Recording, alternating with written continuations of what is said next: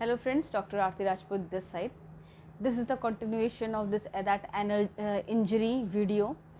मैंने आपको बताया कितने टाइप्स की इंजरी हैं. There are lots of many of types of injuries, और हर इंजरी में सिर्फ हमें मिसडाइग्नोज करके उसे एक ही टाइप की मेडिसिन नहीं देनी चाहिए. दैट इज़ आर्निका, कि आप सिर्फ आर्निका ही ले रहे हैं, राइट.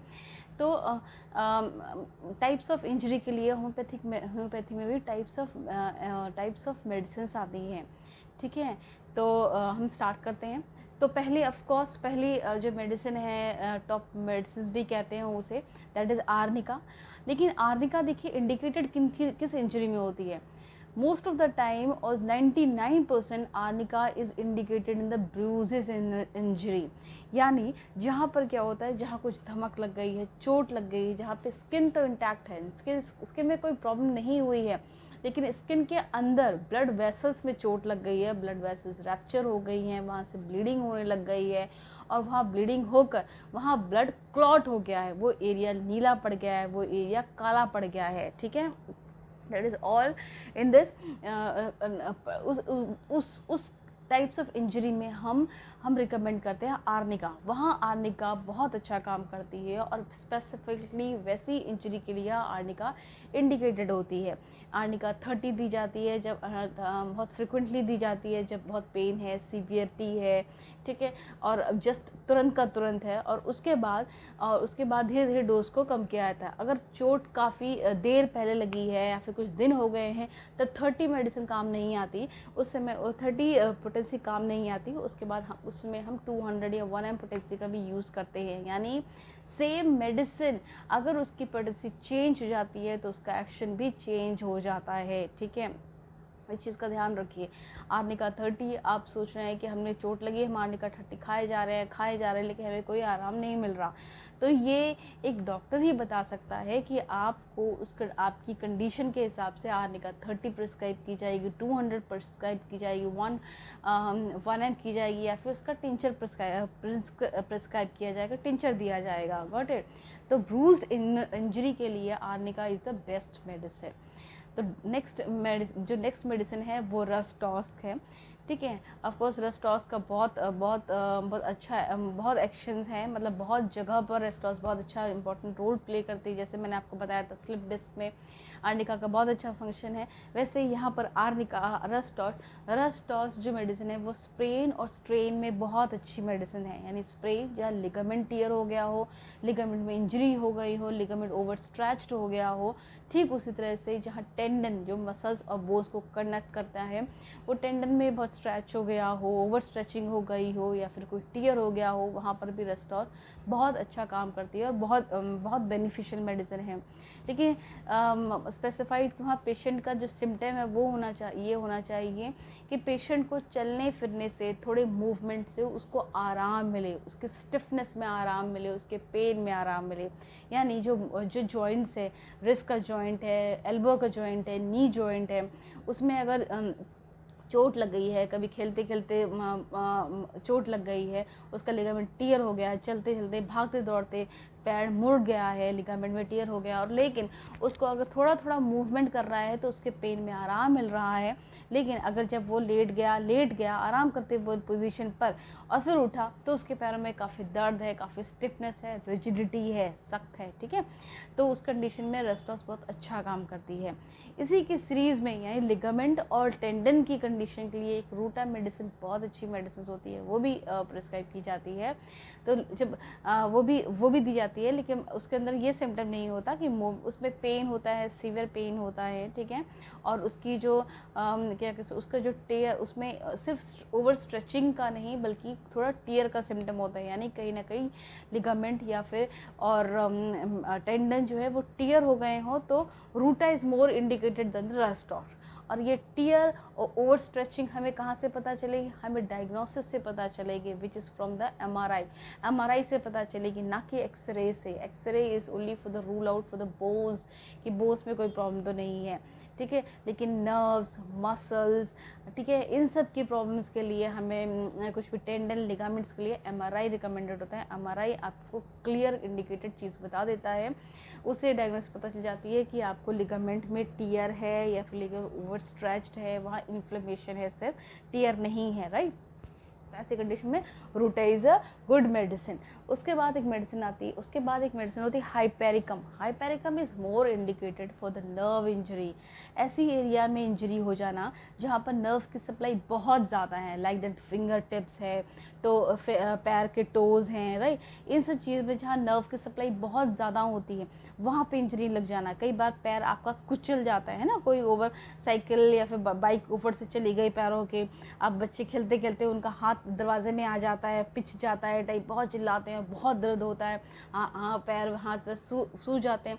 तो उसमें क्या होता है कि उसमें अब आर्निका तो देते ही हैं, क्योंकि मान लो कुचल गया है मसल्स में वो हो गई, आर्निका हम देते हैं, लेकिन साथ में हाइपेरिकम भी दी जाती है, क्योंकि पेन उसका हाइपेरिकम से ही कम होगा। हाइपेरिकम यानी जो नर्व डैमेज हो गई है, नर्व वहाँ पर इन्फ्लेम्ड हो गई हैं, तो hypericum is the best medicine for this, right. उसके बाद मेडिसिन आती है calendula. Calendula is the antiseptic, is the best antiseptic, is the antiseptic in the homeopathic hands. हमारे हाथ में एक एंटीसेप्टिक है, कहीं भी चोट लगी हो, कैसी भी लगी हो, लेसिरेटेड चोट हो, ठीक है, पंचर चोट हो, ठीक है, उसमें जो जिसमें स्किन बाहर निकलती है, एब्रेशंस हैं, मान लीजिए जिसमें स्किन बाहर आ गई है, ठीक है, स्किन निकल गई है, स्किन फट गई है, फट जाना, लेसरेट हो गया, फट गया, ठीक है, जैक्ड उसके एजेस है, उस कंडीशन में भी कैलेंडुला दी जाती है, ताकि उसमें पस फॉर्मेशन ना हो, वो उसमें इन्फेक्शन और ना हो, और उसकी जो नेचुरल हीलिंग है बहुत अच्छे से हो, स्किन अच्छी आए वहाँ पर। कई बार जब हीलिंग होती है तो वहाँ गांठ बन जाती है, आप देखना कभी चोट लग जाती है, बच्चों में अक्सर होता है, बड़ों में भी अक्सर होता है, चोट लगी होती है, जब उसकी हीलिंग होती है नेचुरल वे में, अगर आपने कुछ हीलिंग होती है तो कई बार वहाँ पे जो फाइब्रस टिश्यू है, हीलिंग में क्या होता है, हीलिंग में क्या स्किन भी आती है और साथ ही फाइब्रस टिश्यू का वहाँ कलेक्शन होता है। तो एक नॉर्मल फाइब्रस टिश्यू का आ जाना, नॉर्मल स्किन बनती है। जब कभी कभी क्या होता है, हमारा इम्यून सिस्टम ज़्यादा सेंसिटाइज हो जाता है, फाइब्रस ग्रोथ वहाँ ज़्यादा आती है, तो ऐसी कंडीशन में वहाँ पर गांठ बन जाती है, ठीक है। तो इस चीज़ों को, गांठ बन जाना, इस चीज़ को प्रिवेंट करता है कैलेंडुला।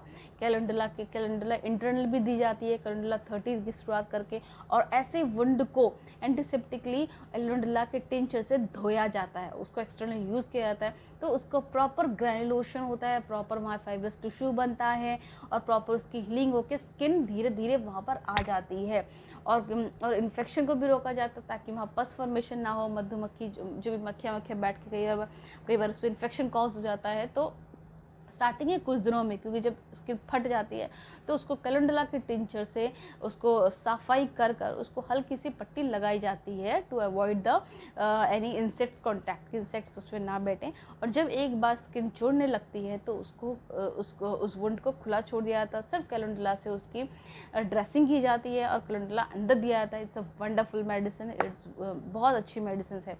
इससे ये रहता है, देखिए आपको एलोपैथिक मेडिसिन खाने की ज़रूरत नहीं है कि आप अनवांटेड एंटीसेप्टिक्स खाए जा रहे हैं, अनवांटेड वो एनाल्जेसिक पैराटिक्स खाए जा रहे हैं, मत खाइए, ठीक है। अपना होम्योपैथिक ट्रीटमेंट लीजिए, उस चीज़ का होम्योपैथिक मेडिसिन लीजिए, बहुत अच्छी मेडिसिन है, विदाउट एनी साइड इफेक्ट आपकी बॉडी में, और उसकी हीलिंग भी बहुत अच्छी और प्रॉपर होती है, और इससे फिर वो जख्म आगे चलकर कभी परेशान नहीं करता, ठीक है। कहने का मतलब है, कई बार जो जख्म होते हैं, जो जवानी कहते हैं ना, जवानी की चोट बुढ़ापे में सताएगी, तो भैया होम्योपैथिक मेडिसिन लो, ऐसा कभी नहीं होगा।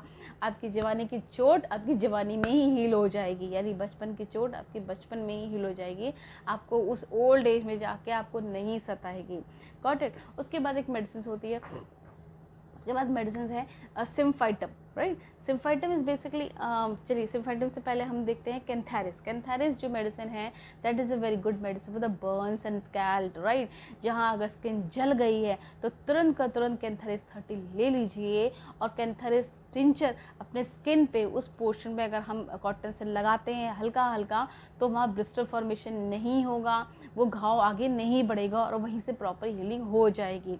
देखिए, अगर बर्न में स्किन ऊपर की एपिडर्मिस अगर निकल गई है, ऐसी निकल बाहर आ गई है बिल्कुल, तो ऐसी कंडीशन में cantharis is not advisable, cantharis नहीं दी जाएगी, क्योंकि कैंथेरिस लगाकर वो स्किन बहुत जलेगी, वो बच्चा या फिर कोई बड़ा बियर नहीं कर पाएगा, ठीक है। उस कंडीशन में वहाँ पे कैलेंडुला लगाई जाती है, वो डाइल्यूटेड कैलेंडुला दी जाती है, ठीक है। तो और बर्न में स्कैल्स में cantharis 30, cancer 200, 1 m according to the patient condition are prescribable. Next medicine होती हैं आपकी ये मैंने इससे पहले बताया था symphytum. Yes, symphytum is medicine basically for the bone fracture.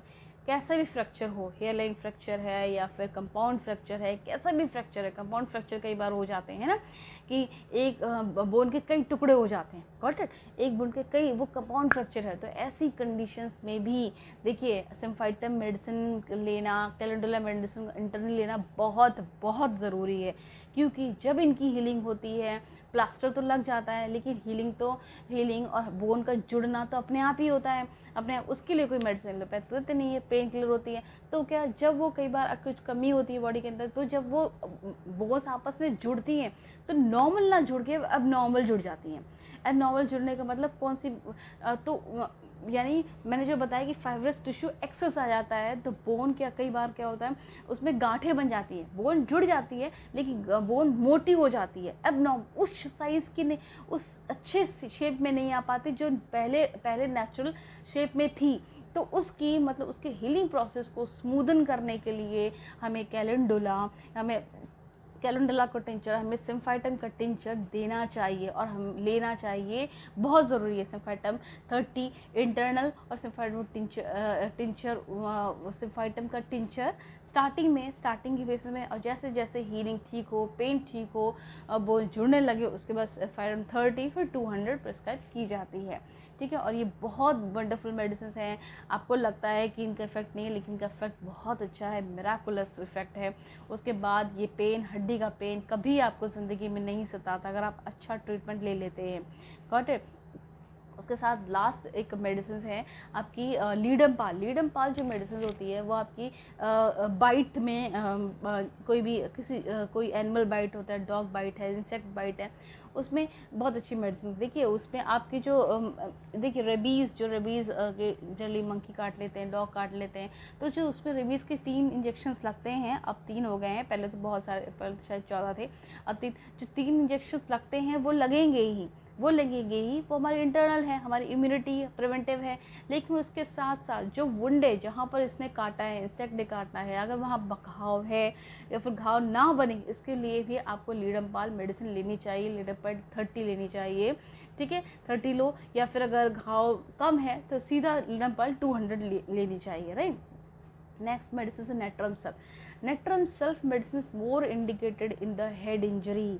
अगर हेड में कंकशन हुआ है, हेड में एकदम जर्किंग वाली चोट लगी है, तो उस कंडीशन में नेट्रम सेल्फ दी जाती है, नेट्रम सेल्फ ली जाती है। अकॉर्डिंग कुछ सिम्टम्स होते हैं, थोड़े बहुत सिम्टम्स कि यहाँ पसीना आता है, धूप की थोड़ी सेंसिटिविटी होती है, ये सब देख के जाके उसको नेट्रम सेल्फ मेडिसिन दी जाती है ताकि फर्दर कोई और कॉम्प्लिकेशंस ना हो। लिसन, जो होम्योपैथिक मेडिसिन है ना वो प्रिवेंटिवली बहुत काम करती हैं ताकि इन फ्यूचर जाके उसका कोई कॉम्प्लिकेशन ना हो, जो बाद में पता चलता है। मोस्ट ऑफ द केसेस में कहते हैं ना, अरे एकदम से ऐसा, वो एकदम से कभी कुछ नहीं होता, उसकी ओरिजिन बहुत पहले पड़ चुकी होती है, इसीलिए प्रिवेंटिवली ये चीज़ आगे ना बढ़े, हमें होम्योपैथिक ट्रीटमेंट लेना चाहिए।